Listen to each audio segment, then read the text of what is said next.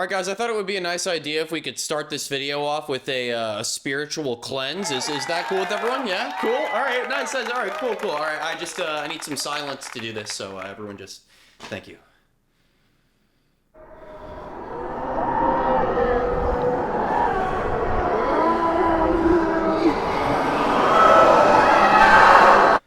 You're welcome. Hotel hell, baby. I can't get enough of this show because it is so impressively unproductive. For those of you who don't know the concept, it's kitchen nightmares with hotels. Sorry for being so brief, but that's it. But the problem with this show to me is that it's not even very helpful most of the time. It's either just Gordon going around and insulting everything with cheeky quips, or him telling the owners how he would do something and then just expecting them to know how to do it. That being said, Hotel Hell is my absolute favorite Gordon Ramsay show. You know, it gives us a calmer, more comfortable side of him while still providing those classic moments of rage. Today I have a very special treat for you though, folks, because this episode was so action-packed that they had to split it into 2 parts. Meaning in this video, we're gonna be No way, 2 episodes. Hey, excuse me. What? Just 60 miles from Washington, D.C. is one of America's most celebrated small towns, Harper's Ferry. Harper's Ferry. Now, believe it or not, I have actually been here. It is very small and very colonial. If you're into that kind of history, I actually think it's a very cool place to visit. And the idea of staying a weekend there actually seems super relaxing. Not today, though. Today's episode brings us to the Town's Inn. Yeah, look at that fucking building. Oh, yeah, little quaint little fucking vibe. My wife, Anna, and I bought the inn for my mom back in 2007. We wanted it to be a good investment, but we also bought more with our hearts than our heads. I think it's the type of woman who's happiest when she's working, so we figured this would be a good place for her to work and enjoy the season of life that she's in. All right, cowboy, let me stop you right there. What exactly is going on here? Because that description raises so many questions. Like, what do you mean you bought your mom a place to work because that's when she's happiest? It sounds like you're just making her run her own retirement home. I'm a grandmother, so it's kind of grandmother's house. And I'm here mainly because I've retired from teaching. I love historical properties and decided that being an innkeeper would be a fun thing for the rest of my life. Oh, okay. So you didn't really retire then. Anyway, I feel it important to point out that we hear from her son at the beginning of this episode, and then he just dips until the end of part 2. I was actually talking with my friend here, and we were thinking that this kind of sounds like elder abuse. Kind of right off the bat, you know? It's kind of like neglect, right, man? Right? Yeah. So pretty immediately upon his arrival, Gordon is super obsessed with these hats that are hanging on the wall. He keeps taking them down and smelling them. Super weird choice. Then they walk into this dining/grocery room, and I mean, this place has everything. You guys remember when you were asking me if I knew where to find a single bag of trail mix and a mystery jar? Found it. Those freaky dolls, Well, what are they for? They are sort of souvenirs. Oh, are you selling lots? We do. Wow, a bit dusty.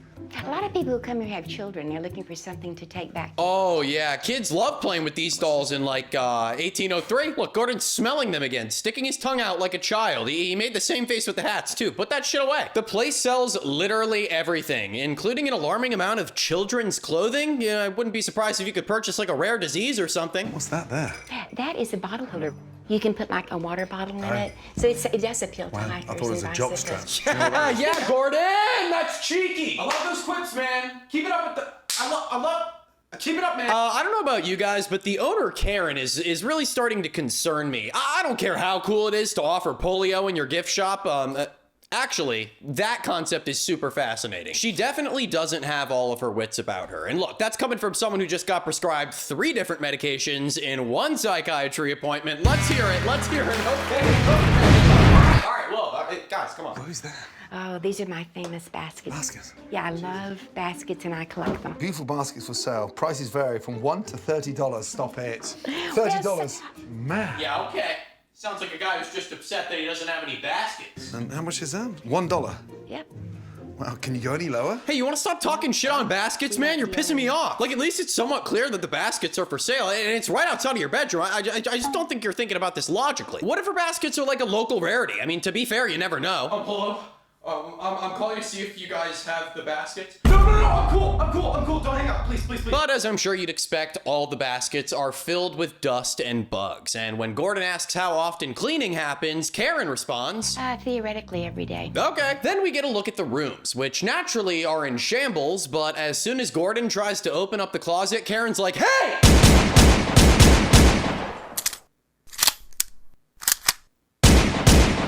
Okay, I'm gonna unpack and...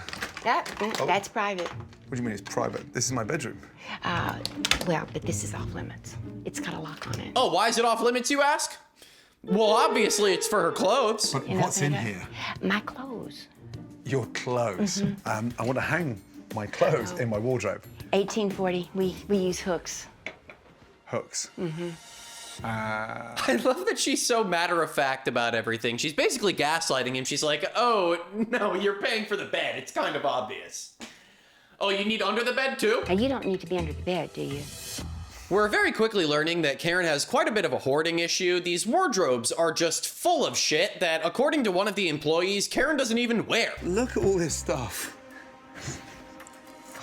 Dude, he's literally in tears. You don't have to smell everything you see, Gordon, okay? Okay, you've done enough. Obviously, step one here is gonna be to pack all this shit up and move it out of the building. But in the meantime, Gordon's gonna sit down to have a little snack. They sit him down at this table outside. The ambiance bears a striking resemblance to the backyard of a family friend's house. You know, you'd always walk out there by accident and find a really fucking old dude smoking a cigarette. You know, imagine Gordon Ramsay being there. Okay. And Brenda's gonna be How often does that thing go through? once an hour at least. Yeah. Any chance I can go through the hotel? What a train wreck, am I right, guys? Okay, sorry. This guy named Lamont kind of spawns in out of nowhere for a second, and when Gordon asks him what he does, he says a little bit of everything and slinks off into an alley. Guess he'll be back later. We discover a couple of things out here. Number one is, of course, the produce fridge literally being outside, unprotected. But there's another fridge sitting in the corner, which we find out is actually Karen's fridge. That's where she keeps her Karen things. So you have your own personal fridge as well? Yeah? Yeah. Outside?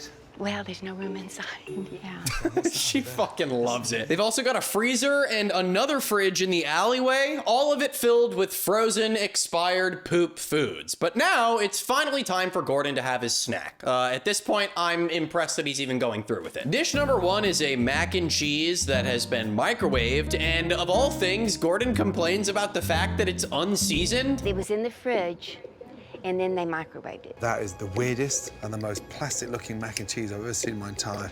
There's no seasoning in there. There's no salt, Neil, please. She told you that they made it in the microwave like 5 seconds ago. I don't know what you expected, man. Next is a 6-day-old fiesta stew. Crazily enough, I can tell exactly what that tastes like just from looking at it. And the final dish is trout, which obviously is bad. Hey, look at this trout right here, guys. You guys want to see me explode it with my brain? Watch this. Good. No more trout to worry about. The worst part about all of this to me is that they actually have a full kitchen staff with, albeit disgusting and unserviced, but decent equipment. I mean, they just showed the guy using a cast iron skillet to cook the fish. I don't understand why they couldn't just make a pot of mac and cheese. This is the stuff that was in the black wardrobe in your room.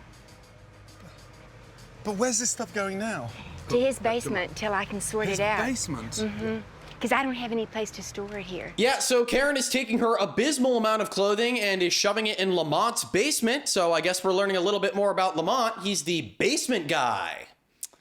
I probably wouldn't tell people if I was the basement guy. Look at this guy. He's like, oh.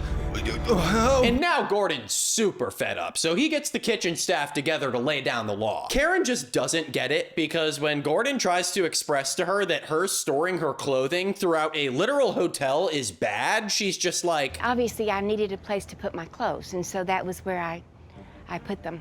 You can't just hiven off a wardrobe because it's full of your crap. Like I said, it's just a storage area. No, but hey, it's honestly, facts though. Hey, stay away from the closet! It is in this scene that we learn about the hierarchy at the hotel. Basically, Karen tells everyone what to do, including the kitchen staff, but apparently sometimes that family friend Sarah, who isn't even on payroll, will command the kitchen. The head chef, Jeff, is furious about all of this, and it's clear from this conversation that the staff's treatment is severely poor. But Gordon wants to see how things are run on a typical night in the kitchen, and when he arrives, he finds this. What happened here? Sarah likes to paint on the walls sometimes. Hello. Hi. What's this mess here? This is a painting, and I A did... what? A painting? Yes, Looks like sir. someone shat all over the wall. Come on, honestly, it's not even that bad. It's actually pretty good. I think at this point you're just picking and choosing. Turns out there's a ton of murals around the inn, and all of them are used to cover up imperfections on the walls. Gordon literally just starts going up to them like, ugh! Yeah, this is a problem. What's that in there? I put some sort of a mesh because it was a hole, and I didn't want anything to come through it. Jesus. I wish you wouldn't use that word. What? Hole? What do you want me to sing? Fucking hallelujah? That'd be better. I don't know what annoys me more in this scene, the offhand Jesus comment or the fact that Gordon always puts himself in these situations on purpose. He's like, oh yeah, oh, that's so gross. Let me get in closer. Oh! Down in the kitchen, we learn that they're running 5 microwaves. What is that there? A sports bar? Are these TV screens? What are those? Microwaves. We also learn that they boil their burgers. It's hilarious. They make this huge deal out of it. What's that in there? That's a burger that I'm heating up. A boiled? Yeah. A boiled burger? Are you aware the burgers are boiled? No. When they fix it up on a nice Kaiser roll with lettuce, tomato, onion. Come on.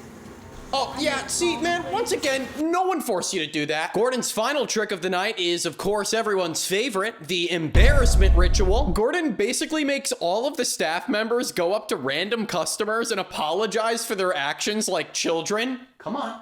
Tell them what you did wrong. Come on. He goes a little too far with it, though. He grabs one of the servers and he's like, take these women out back and show them the freezers. So just follow me. This is just right down here. Watch your... Out here? Yes. Right here next to the trash, yes.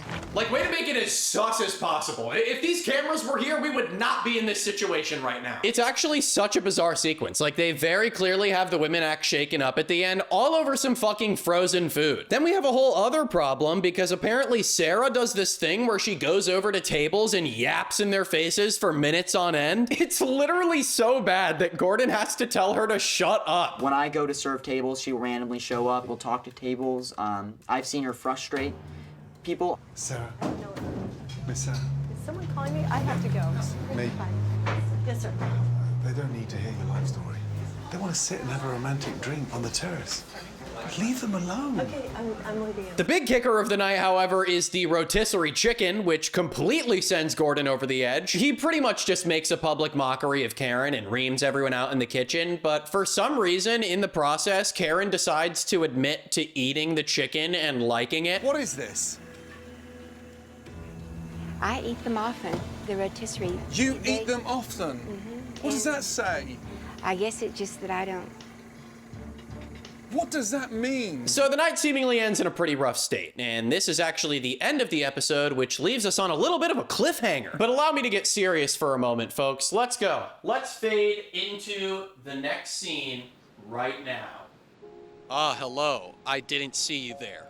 I'm having some very particular thoughts about this episode that I'd like to share with you. Maybe you'll agree, maybe you won't. I'm interested to hear your thoughts as well. I mentioned a couple times that Karen definitely isn't all there mentally. It doesn't excuse her behavior and treatment of the staff, but because of it, I've decided to go a little easier on her. She's obviously a very quirky character, but I think she's definitely got some issues that the show is exploiting quite a bit. If the show actually cared about Karen and her well-being, they wouldn't be trying to make her a better innkeeper. They would be removing her from the equation and trying to put her in a healthier situation. I also think that separate from the show, the son not being here for any of this is pretty astounding. The worst part about it all is that when he does drop in, he's definitely seeing how this place is run and he's doing nothing about it. You can argue that this is a son attempting to help his mother live out her dream, but that is at the cost of her mental health, the mental health of the people around her, and just the general safety of the people staying in the inn. Someone on Reddit argued that right now the main purpose is to keep her busy and let her live her dream. She's real lucky to have a caring son who can afford it.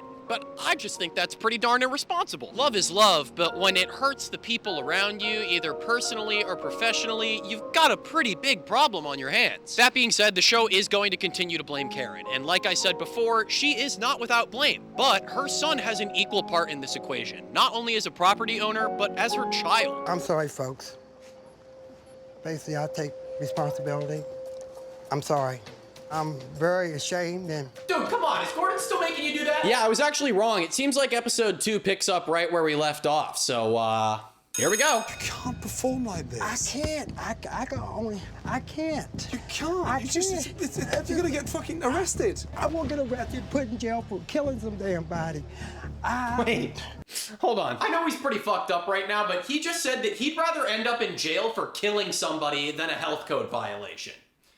Are you sure about that? I actually feel really bad for Jeff. Not only because he's a chef working in the worst conditions possible, but he also just seems to be a bad chef. I'm not sure if I remember correctly, but I'm pretty sure that he was like super casual about them boiling the burgers. That's a burger that I'm heating up. A boil.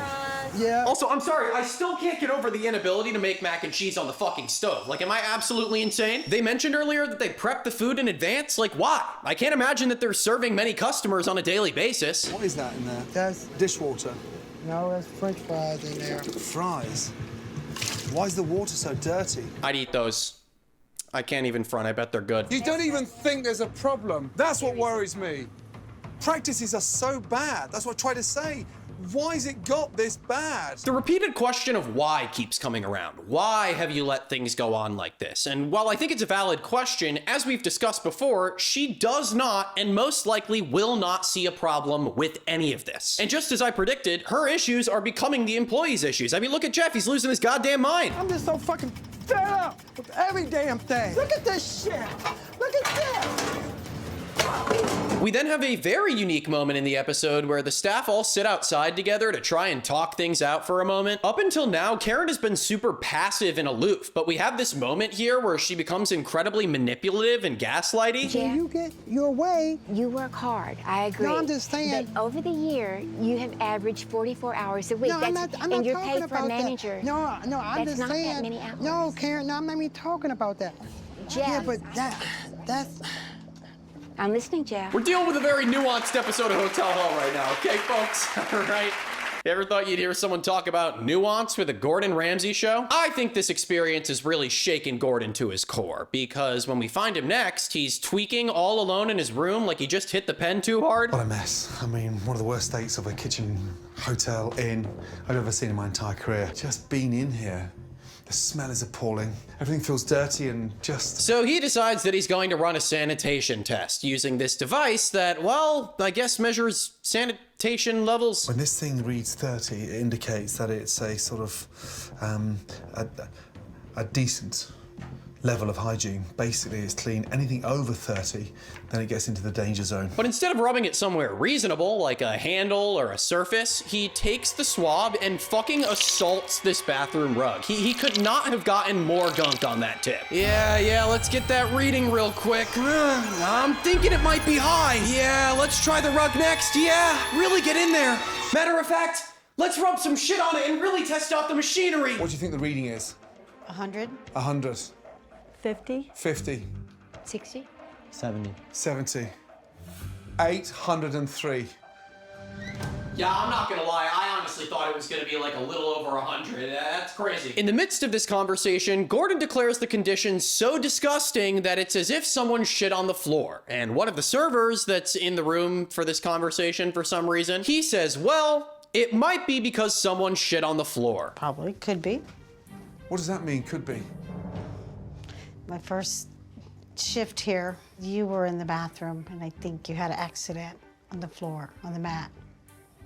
I think it's fucked up that they left that in there, honestly. You know, like, I get that the place is dirty, but if she's having incompetence issues, I just don't think that's fair to put on national television. Needless to say, Gordon is not going to be spending the night in this hotel, which means two things. Number one, this place might be screwed. Number two, we don't have to watch Gordon get ass naked in the shower, which, yes, if you are unaware, is something that they do in almost every episode of this show. They do not blur his ass. If you want to see it, go check out the last video I did on this. There is one thing that Gordon learns on his way out, though, and that is the fact that Karen's office actually doubles as her living quarters, which they've actually been showing the entire episode, so it's kind of weird that they put it at the end. Like, I don't know. I just sleep here.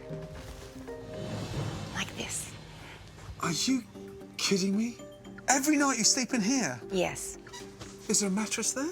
No, it's just quilts, cover on them, sheets. But this discovery is essentially his breaking point. He sits her down and tells her flat out, this is not okay and this is not normal. And for a moment, it actually seems like Karen is being somewhat receptive. And at this point, I honestly thought the episode was about to take a great turn. But of course, I was wrong. While Gordon has a crew clean out the inn, well, hey, whoa, that's a funny guy over here. While the cleaning crew works, Gordon meets up with, you guessed it, Karen's son.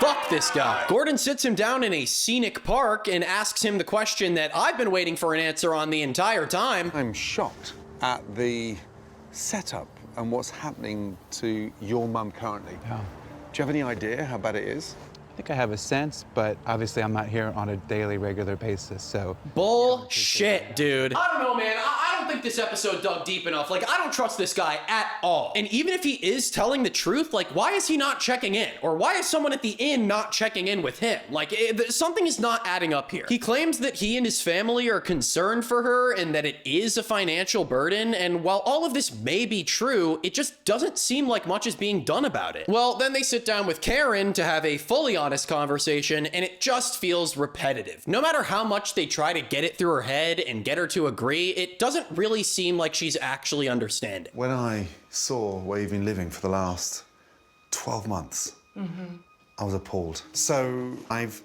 done something, and I'm paying for it out of my own pocket, and I've rented this space for you for the next couple of months. 2 months. 2 months, okay. 2 That's months. great. Okay, guys, new solution.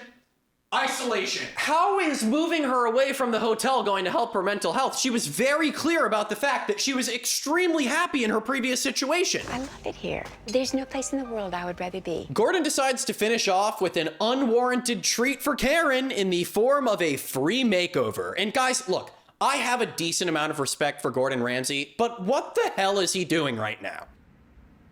Thank you, Mr. Ramsey. You saved my life. She doesn't need a makeover. She needs free therapy. Oh, fuck. Look how beautiful she is. The rest of the episode is Gordon showing off the changes that he made to the hotel. And while it does look a whole lot better, it makes you realize this is the only service that the show has provided the entire time. They haven't trained, they haven't improved, the relationships haven't been mended, you gave them new menu items, but just like last time, you didn't even show them how to make it. Hey, you guys know how to make these? You guys? It is exquisite. My family thinks I'm so set in my ways that I'm not gonna like any of these changes, and I'm gonna go right back to the old way. I know that's what they're thinking, and they couldn't be further from the truth. But yeah, it would seem that they managed to save the inn despite not really doing a single thing. In 2 whole episodes. Believe it or not, the town's inn is still open to this day, but lucky for me, I will not be staying there. And that is the end of this video. If you enjoyed this video, please be sure to like and comment and let me know if you like what your favorite Gordon Ramsay restaurant is. What do you think is his best restaurant? And what do you think, he eat there? I actually wasn't gonna do Hotel Hell again. I kind of thought it would be better as a one-off, but then a ton of people recommended this episode, and I had a good time doing it. It was a very dynamic way to look at the episode, and I always appreciate that. Thanks, guys. Well, that's really all I have for you this time. A little awkward, but until next time. Will I ever figure out the lighting? Do you guys, like, I'm always asking about the lighting. Be confident, man. Be confident. Okay, I need to go.